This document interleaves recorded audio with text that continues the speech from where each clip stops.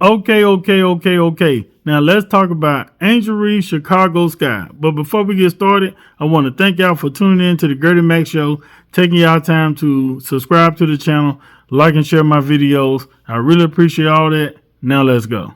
So Chicago Sky is without their superstar, Angel Reese, the Barbie.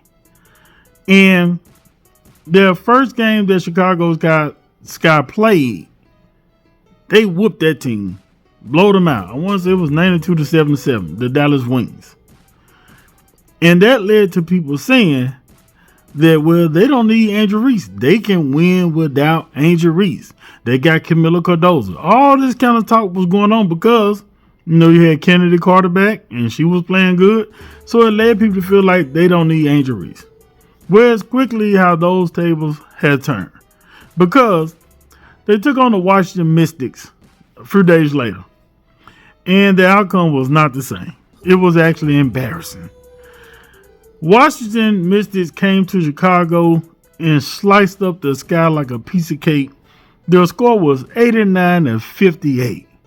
They beat them by 3 decades. That's 31 points. Chicago Sky only had 58 points out of 4 quarters of basketball. What were y'all doing the whole entire game? This right here is so embarrassing it make no sense. And so then that led to people pointing out the fact that, hey, I thought y'all said we didn't need Angel Reese. You won one game, then start basically talking about how you don't need your star player. Well, I'm not saying the outcome of the game would have been different, but it clearly shows that Angel Reese is needed for this team. But not just for scoring. Also, they said the stands was empty like a broken heart. They said, well, nobody even hardly at the game. Why? Because they know the Barbie's not playing, so they wasn't even attending. But to sit up here and only get 58 points in 4 quarters, while Washington Mystics get 89 points, what kind of defense was y'all playing? Y'all must was at home in the bed and somebody else was out there playing. Well, Teresa Weatherspoon, she was able to get a break after they won. She was able to get a break to talk about something other than losing. Well, she is right back talking about losing again and also talking about the fact of how they need Angel Reese and everybody talking about they don't need Angel Reese. Well, Teresa Weatherspoon responded to all of the talk. Everything that's going on. And they only have 4 games left to try to secure their spot in the WNBA playoffs. Y'all check out this video of the post-game interview of what she had to say. Camilla just mentioned that the energy was off and called this an embarrassing loss. And I'm curious what you thought about the team's energy and how in such a significant game with serious playoff implications, they could come out like that. That's a great question. I'm asking the same damn thing. There's ways that you can lose, but not like this. That's not who we are. We didn't come out with the energy necessary to win a game. Didn't have the desire to go win a game, to make adjustments, to be better. And we have to be. We have to do things together. We have to do it as a unit. We can't do things individually. We are a team who has to play together, move the ball, work together, and be better defensively. Much better defensively. Spoon, kind of building off of that, it seemed like defensive rotations were just kind of off a step tonight. I know part of that is the energy, but what do you think just wasn't clicking there? That's another great question.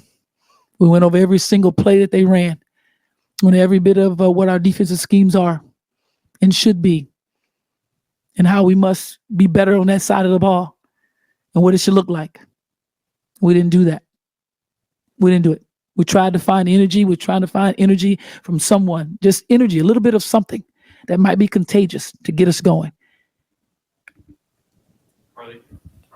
Spoon, also 19 points off 16 turnovers that you guys allowed and only 17 assists. Just a stat for you guys. You guys have only, you guys are 1 in 14 when you guys put up under 19 assists. What can you do to help get the ball moving, especially when you're trying to make this There you go. push? There's a game right there, what you just said. There's the game. One thing about this team, Washington's a very good basketball team. And the moment they get a steal and run, they're very good. And their energy goes to another level. How many times we turn it over? They run in. They're getting buckets. knocking down threes, and we were supposed to be having heels to three to make sure we're contesting all 3-point shots. 0 rotation, no low man, no nail man, no communication. How you gonna win? What's the messaging that you have to your team after this, especially with just how impactful these next 4 games are? Well, we have to go back and watch the film, and we watch every single play. We have to be better. We have to be better every single day, and we have to go in and watch the film, pay attention to what we didn't do. Sometimes you like to squash it and move on, but you can't squash these things. You got to make sure we pay close attention to it because we are in a race. We're in a huge race, and there's things that we have to do, and we have to be about details for 40 minutes of freaking basketball. How do you prevent this one from leading to a spiral with only 4 games left? Like what's got to be the message, or how do you make sure they hear that message? Yeah, we don't have those kind of kids on this team. They don't die. They don't, we learn and we move in a better way. We've been in some tough areas this entire season, and we moved in a very positive way. And that's what we're going to do going into this game. I mean, we're all frustrated with this performance, every one of us, but you be real about the performance. That's the only way you can go make a change. Hi, Coach. You mentioned looking for someone to sort of generate energy tonight. And I don't want to make this about one player, but this is precisely the kind of spot Angel has in her career thrived in under pressure, games that demand second and third efforts. Were you really missing her tonight? Oh, miss her no matter what. Even in your wins, you miss. I mean, she's been with us the entire time. She brings a lot to this team. It's a lot that she does that, it takes a team to bring. So, of course, she's missed. But it's next man mentality, next man up. You got to bring what you bring. I'm not asking you to be anyone else. I'm asking you to be yourself and be who you are in the system and master your role. And that's all we're asking is to master the role. Alyssa, then Julia. Coach, I know you guys have a number of veteran leaders. I mean, some of them weren't able to play tonight, but I'm just curious if there was anything that anyone said in the locker room post game or during huddles that you felt like you wanted the team to really hang on to. Well, I don't stay in their locker room long. That's their safe haven. So I let them do their own speaking. There's times when they're talking in a huddle and it's a long time out. I allow them to speak to kind of get their communication better. I allow that. And then I go in and I talk. I really don't get involved with what they say.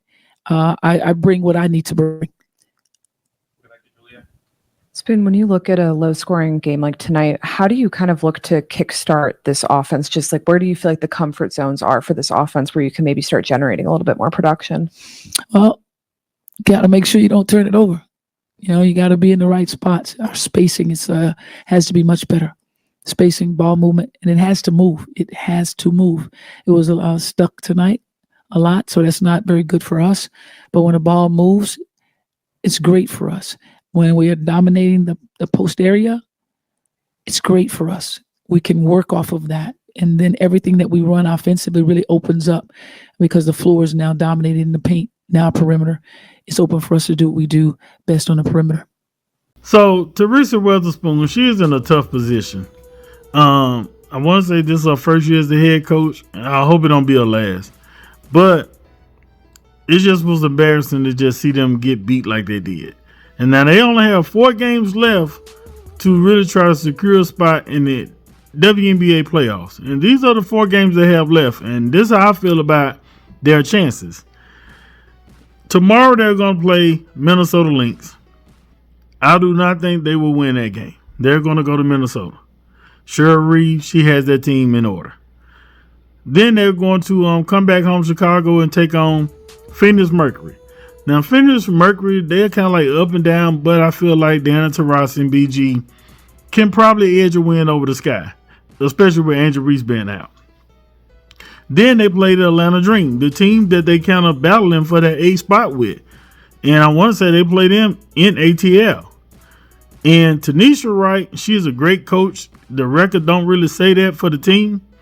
But the way the Atlanta Dream played against Caitlin Clark and Indiana Fever in Indiana, they almost pulled out a win. So all I'm going to say about that is Atlanta is really playing hard. They have most of their players, and it's a chance that they can beat Chicago Sky, and that's going to be a game changer.